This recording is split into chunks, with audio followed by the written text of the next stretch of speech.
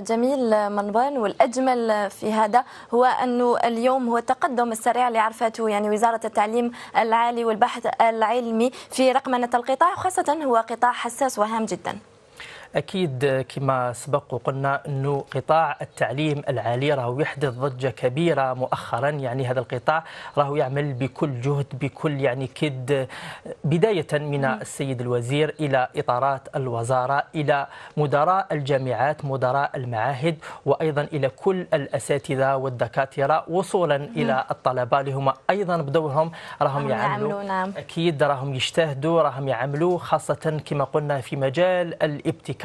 فكل هذا راهو يشجع انه الدوله انها تنوض بهذا القطاع، لانه القطاع التعليم العالي اذا نجحنا في اذا نجحنا نعم خاصه في هذا الجانب راح يعود علينا بالايجابيه، خاصه في الاقتصاد الوطني تاعنا. اكيد، لانه نقولوا التعليم العالي بالتالي راح نروحوا الى دور العلم. نعم. لانه بالعلم راح تبنى الامم، بالعلم راح نروحوا الى عده امور اخرى. فعندي هنايا ورقه اللي تخص المنصات الاخرى اللي كنت اعلنت عليها ونبقاو نعنوا عليها. إذا كما قلنا المنصات الأخرى، إذا هناك أيضا منصة للمنشورات العلمية الطبية، وهي أول منصة راهي تعنى بنشر الأبحاث العلمية في مجال الطب. يعني هذا شيء الله نعم نفتخر به جدا. أكيد. منصة أخرى هي تخص إدارة الحاضنات الجامعية، واللي وصل عددها إلى 84 حاضنة جامعية يعني عبر كل القطر الوطني. هذه الحاضنة اللي راهي والحاضنات عفوا اللي راهي تتبنى الطلبة الجامعيين خاصة في مذكرات التخرج تاعهم.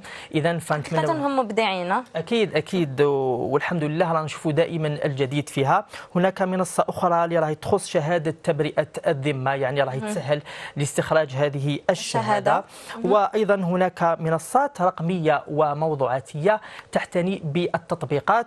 تطبيق اخير راهي وضعته الوزاره اللي هو تطبيق ماي باص، اللي هو يسهل عمليه تنقل الطلبه، خاصه الطلبه اللي يتنقلوا يعني بالجامعه الى الإقامات الجامعية. إذا كما قلنا كلها تصب في يعني خدمة للطالب الجامعي الجزائري.